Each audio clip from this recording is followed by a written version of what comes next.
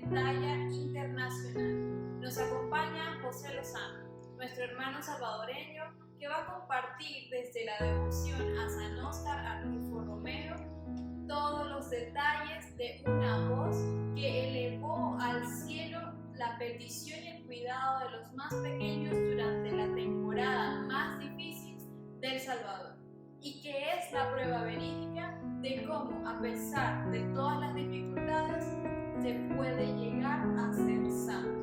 Hermanos, no nos queda más que tomar este podcast como una exhortación para que podamos caminar hacia el Señor y tener en este punto de nuestras vidas un cambio rotundo, porque se puede llegar a ser santo. Santificados en el Espíritu, edición marzo. Bienvenidos.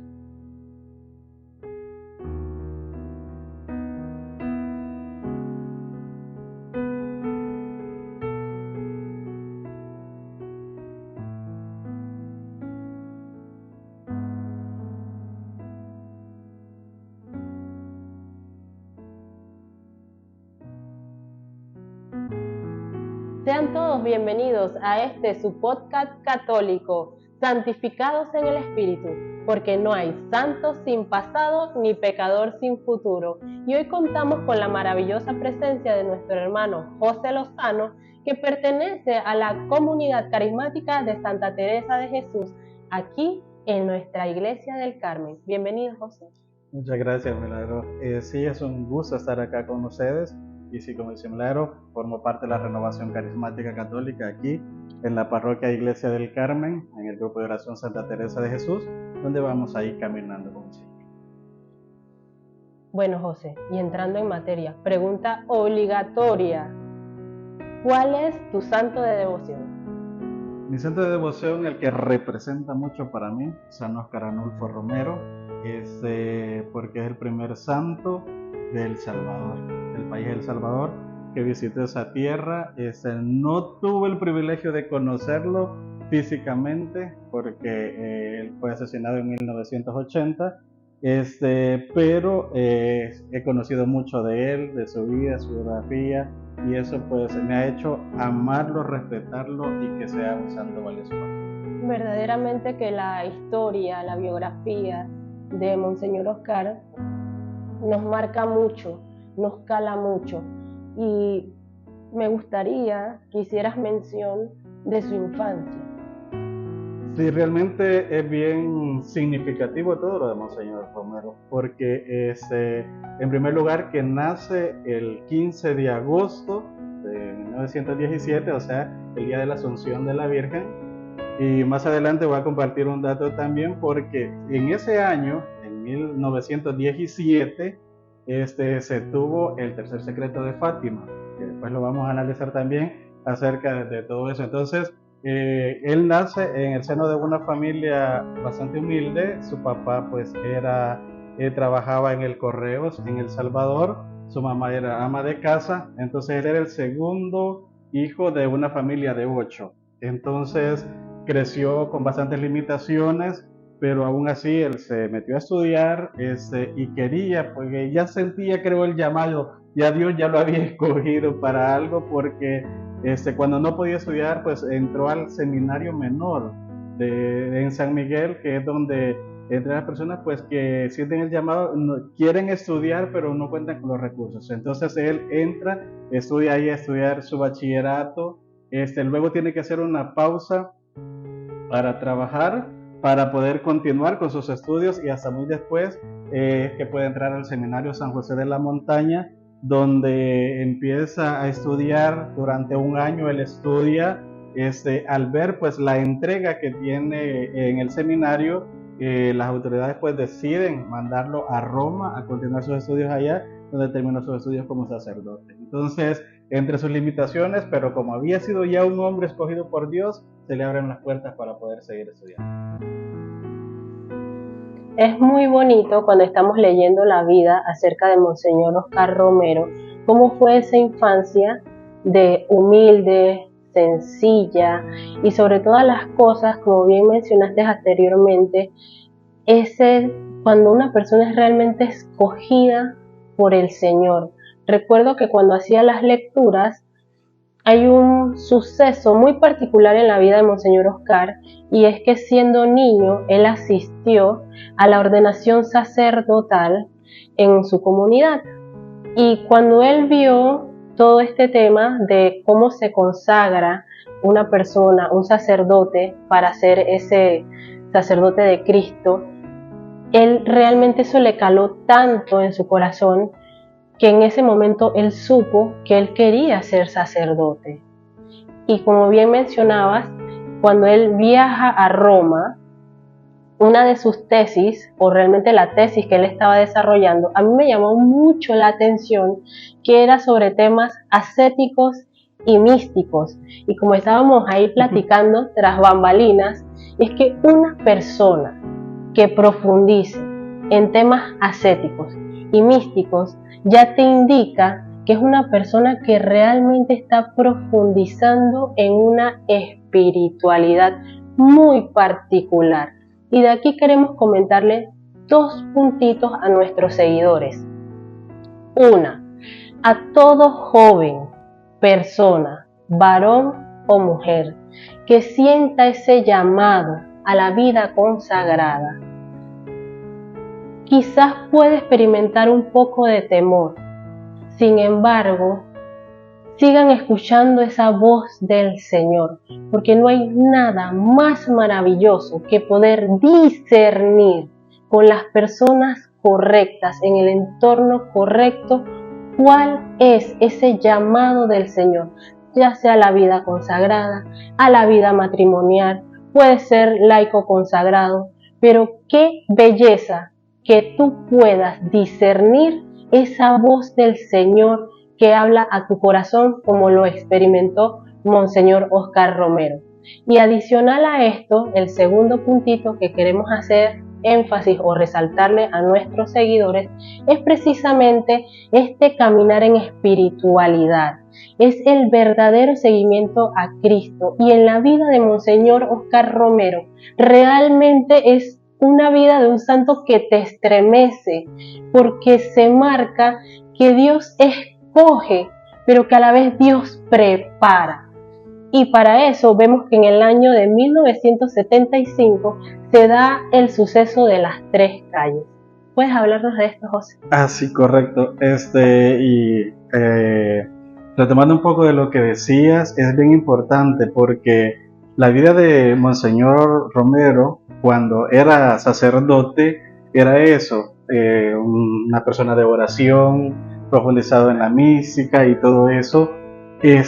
Incluso cuando empieza su vida de sacerdote, él se dedica más a formar la Legión de María, Caballeros de Cristo Rey, personas dedicadas a la devoción dentro de la iglesia. Impulsó también la construcción de la catedral en San Miguel, en El Salvador, o sea, dedicado más a la iglesia. En ese momento como sacerdote no lo vemos muy diferente a como lo vamos a ver más adelante, porque él no era aquel profeta que denunciaba y todo eso, sino que era más bien, estaba más profundizado a la oración y a impulsar la religiosidad dentro de la iglesia. Y esto que sucede en 1975 es un acontecimiento ya cuando él ya era obispo. Él había sido obispo, él había sido nombrado obispo en la diócesis de Santiago de María, en El Salvador, y se da este acontecimiento en las 3 calles donde son asesinados 5 campesinos por las Fuerzas Armadas de ese tiempo. Entonces, ante una situación así, se espera que el obispo denuncie públicamente lo que ha sucedido, y más sin embargo San Oscar Arnulfo Romero no lo hace. Sí, hace una carta para manifestar la injusticia que se está cometiendo, pero él no hace una denuncia pública. Todavía no había sido el momento para lanzarse como ese profeta, que lo vamos a conocer más adelante. Exacto. A las personas les llamó mucho la atención en el suceso de las 3 calles, que los que lanzaban las comunicaciones en ese tiempo decían que estas personas habían sido asesinadas porque contenían armas subversivas, pero eran personas que iban con la Biblia en la mano.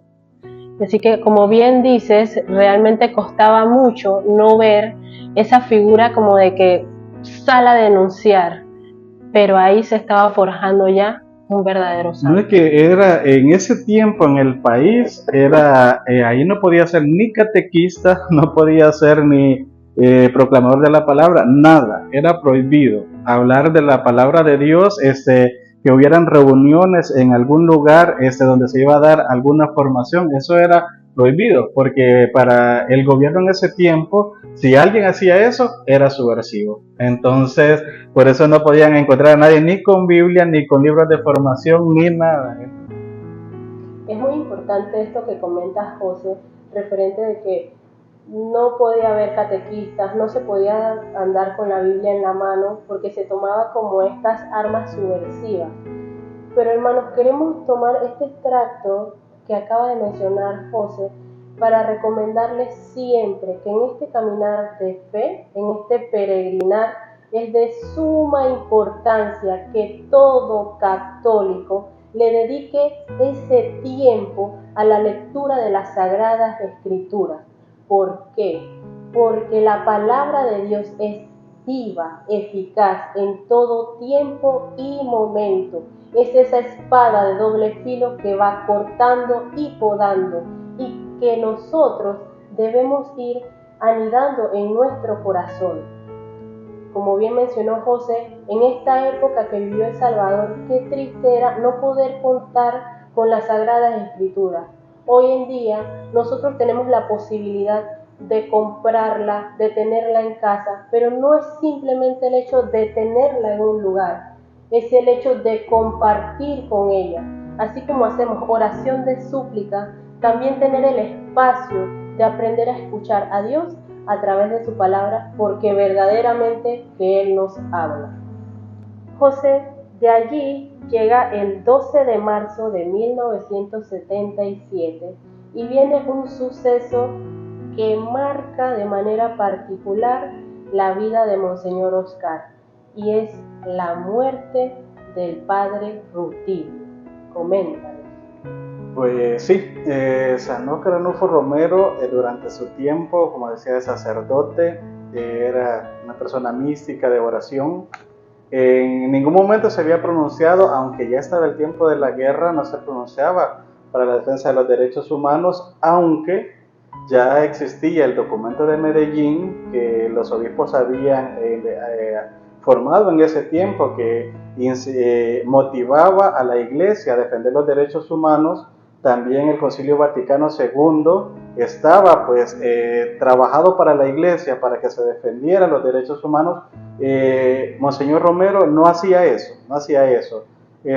Por eso cuando lo nombran obispo auxiliar, algunos se decían, ¿por qué? ¿Por qué él? Porque él, si él no, en estos momentos tan difíciles del país, él no nos va a ayudar en nada. Entonces, más sin embargo, ya Dios ya tenía un plan. Entonces, pero para eso tuvo que darse ese acontecimiento, que es la muerte de ahora ya beato, el padre Rutilio, que era amigo de Monseñor. Eso se da en el Paisnal, ahí en El Salvador, donde pues él iba, el padre Rutilio iba de una reunión, iba con un joven y una persona adulta, iban los tres en el vehículo cuando le salen al encuentro y los matan. Entonces, esa situación ya como que rebalsaba, y ya Monseñor Romero ahí, yo puedo decir de que ahí como que se desató el carisma propio del profeta del Salvador, porque desde ese momento ya él ya no se quedó callado. Lo primero que hace es mandar una carta al presidente de la República en ese tiempo expresando su malestar. Y como ve que la pasividad, que el gobierno no hacía nada, pues viene él y dice, no, hoy la iglesia tiene que despertar, y es donde ahí nace en El Salvador lo que llamamos la misa única, donde ya no se hacían sacramentos para los ricos, que exclusivos solo para ellos, y las misas únicamente de los ricos porque ellos no se podían relacionar con los campesinos, Monseñor Romero dice, no, eso no va con la iglesia, eso ya no va a volver a pasar. Entonces desde ese momento se hace misa única, donde a las 10 de la mañana en todo El Salvador se da la misa de Monseñor Romero, y todo El Salvador en ese momento con sus radioreceptores, donde estuvieran, se sentaban y empezaban a escuchar la misa de Monseñor Romero. Entonces ya eso empieza a marcar una gran pauta, porque empieza a hablarse ya de la defensa de los derechos humanos, se empieza a denunciar lo que estaba pasando en el país, y es ahí donde ya a nivel mundial se empieza a reconocer la voz de Monseñor Romero defendiendo a los más necesitados. Y aquí viene un dato importante, hermanos. Cuando él asume el denunciar y anunciar, viene lo que es el verdadero seguimiento a Cristo. Viene la persecución, viene la calumnia, viene la injuria y viene la acechanza. Muchas veces perdemos la noción de cuál es el verdadero seguimiento a Cristo. Seguir a Cristo no es caminar sobre pétalos de rosa. Seguir a Cristo es verdaderamente, en muchísimas ocasiones de nuestra vida, caminar sobre espinas, pero siempre tomando la debida conciencia de que esto no lo hacemos solos, ni que actuamos en nombre propio. Caminamos de la mano de aquel que entregó su vida por nosotros en una cruz, y de la mano de su Santa Madre, que llegó al culmen de estar a los pies de la cruz cuando su Hijo expiró. ¿Por qué resaltamos esto, hermanos? Porque se trata de lo que comentamos anteriormente, un seguimiento a Cristo, una vida en espiritualidad, bien llevada, bien discernida, bien acompañada, porque siempre es atender la voz de aquel que nos llama. Y esto que comenta José me recuerda, este extracto lo quiero leer tal cual, porque realmente es que me gustó demasiado. Y dice: Monseñor Romero sabía el inminente peligro que acechaba contra su vida, y en muchas ocasiones hizo referencia de ello, consciente del temor humano, pero más consciente del temor de Dios, a no obedecer la voz que suplicaba interceder por aquellos que no tenían nada más que su fe en Dios, los pobres. Así es. En ese tiempo los pobres eran los menos escuchados. Por eso que él se convirtió en la voz de esos pobres. Y todo eso se fue visto a nivel internacional. En 1979 fue nominado al Premio Nobel de la Paz para como una persona que hablaba en representación de los más necesitados. Entonces, pero lo ganó el Premio Nobel una santa también de la iglesia, Santa Teresa de Calcuta, que también se lo merecía. Entonces, pero resaltamos esto porque ya no era solo en El Salvador que se estaba dando esto, sino que ya se daba a nivel internacional, y así recibió muchas nominaciones. Lo nombraron doctores honoris causas en varias universidades por todo lo que él hacía. Y él, valiéndose de esto, hizo algo que no cualquier obispo lo hace. Él mandó una carta al presidente de Estados Unidos, en ese tiempo era Carter, le manda esa carta a él y le dice, ya no patrocine la guerra en Latinoamérica, detengan eso. Entonces el presidente de Estados Unidos se va directamente al Vaticano y le dice a San Juan Pablo II, que era el Papa en ese momento, le dice: detengan a este hombre, cálmenlo, porque ya se está metiendo en otras cosas pero sabemos de que en realidad era un impulso del Espíritu, porque yo le puedo decir, yo he escuchado las homilías de Monseñor Romero y todo lo que él decía en sí es un carisma de profeta. Era un profeta hablando, era un profeta denunciando, era un profeta consolando en nombre de Dios. Entonces realmente era la voz de Dios hablando por medio de él desde El Salvador. Wow, hermanos, de verdad que esto llama mucho la atención, y por eso hacíamos referencia a cómo fue la niñez de Monseñor Oscar Romero, de ese niño tímido, sencillo, a cómo asumió su verdadera misión, a ser la voz de aquellos que no tenían voz. Incluso hay muchas redacciones que cuando él ya asume su rol, le decían la voz impecable. Y es allí donde llegamos al 23 de marzo. 23 de marzo de 1980 y justo fuera un domingo de Ramos, ¿ya? En ese tiempo, por eso me llamaba mucho la atención, porque él hace una homilía en la cual él ya había estado recibiendo amenazas, pero nada lo detenía. Pero esa homilía representó para muchos que lo hemos escuchado como su sentencia de muerte, porque él ya no, al ver de que la guerra no paraba, los asesinatos no paraban, entonces él hizo un llamado a las fuerzas militares. Entonces, y eso sí lo quiero leer textualmente porque realmente es algo fuerte lo que él decía. Y él decía, esto lo tomamos de la homilía del 23 de marzo de 1980, que dice: yo quisiera hacer un llamamiento de manera especial a los hombres del ejército y en concreto a las bases de la Guardia Nacional, de la policía, de los cuarteles.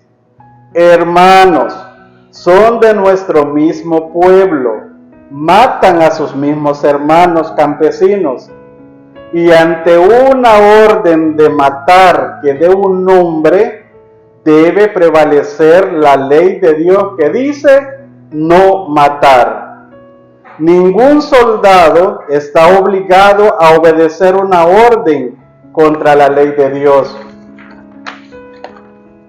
Una ley inmoral nadie tiene que cumplirla. Ya es tiempo de que el gobierno recupere su conciencia y que obedezcan en sus conciencias que a la orden del pecado. Queremos que el gobierno tome en serio que de nada sirven las reformas si van teñidas de sangre. En nombre de Dios, pues, y en nombre de este sufrido pueblo, cuyos lamentos suben hasta el cielo, les suplico, les ruego, les ordeno en nombre de Dios, cese la represión. Entonces, esas palabras, en realidad era un profeta exhortando, hablando y pidiendo la paz para El Salvador.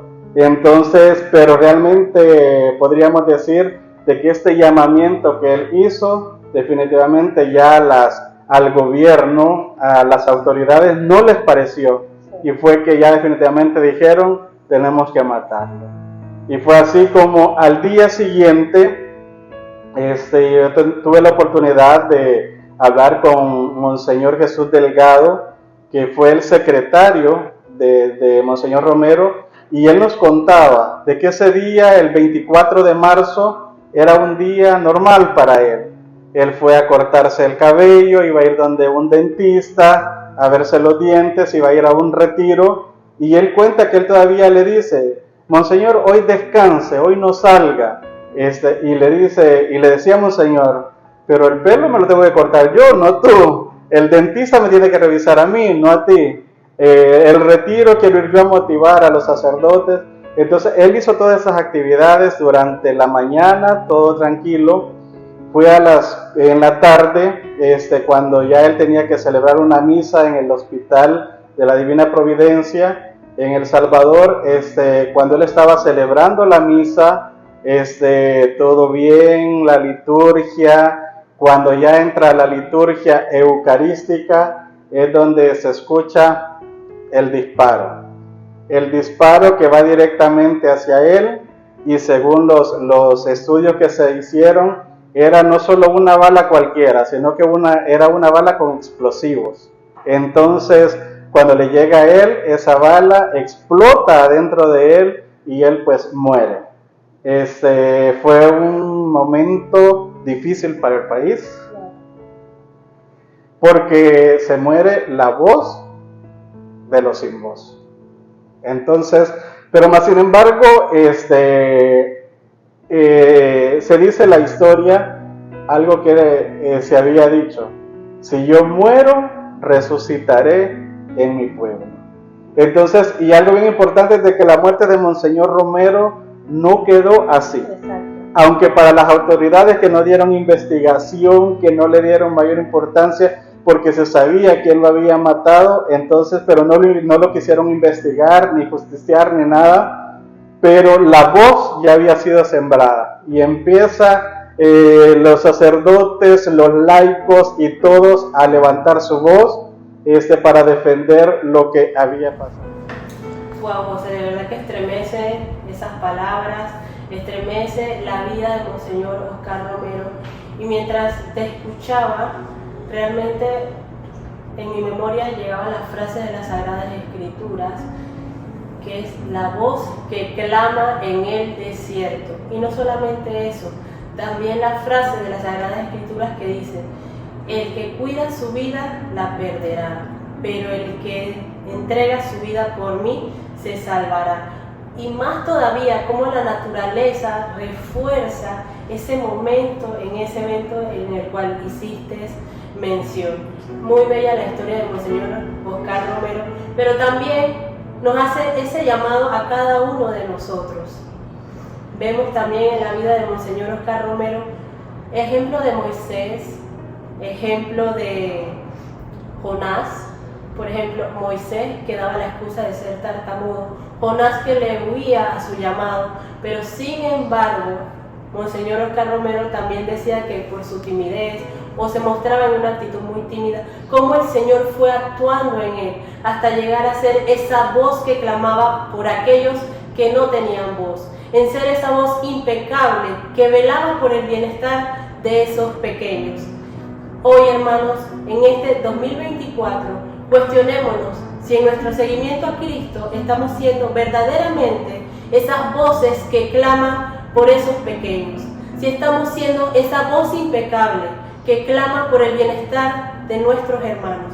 Cuestionémonos cuál es nuestro verdadero seguimiento a Cristo y empecemos a ser esas voces que denuncian, pero que anuncian el Evangelio. Porque algo que se resalta mucho con estas acciones de Monseñor Oscar Romero son verdaderamente las bienaventuranzas. Tuve sed, me diste de beber. Estuve con hambre, me diste alimento. ¿Cómo estamos nosotros viviendo nuestro seguimiento a Cristo? ¿Estamos imitando estas bienaventuranzas? ¿Estamos encarnando estas bienaventuranzas? Y la más importante, dichosos los limpios de corazón, porque ellos verán a Dios. ¿Cómo estamos trabajando con nuestro corazón? ¿Estamos realmente escudriñando lo que hay allí para que, a ejemplo de Monseñor Oscar Romero, podamos alcanzar esa dicha tan grande de ver el rostro de nuestro Señor? Lo dejamos con esta reflexión, hermanos, y tomemos siempre en cuenta lo que hemos dicho en este podcast. 1, el compartir con las Sagradas Escrituras, y 2, encarnar y vivir a ejemplo de Jesucristo sus enseñanzas, pero sobre todas las cosas, las bienaventuranzas. Y de aquí termino con una frase de una beata que es muy conocida, Sor Eusebia Palomino, que es mencionada por uno de nuestros párrocos, porque ella decía: hagámonos santos, que los demás es tiempo perdido. Hoy, 2024, católico cristiano, cultiva y trabaja por tu santidad y recuerda que lo demás es tiempo perdido. Esto es santificados en el Espíritu, porque no hay santo sin pasado ni pecador sin futuro. Hasta la próxima.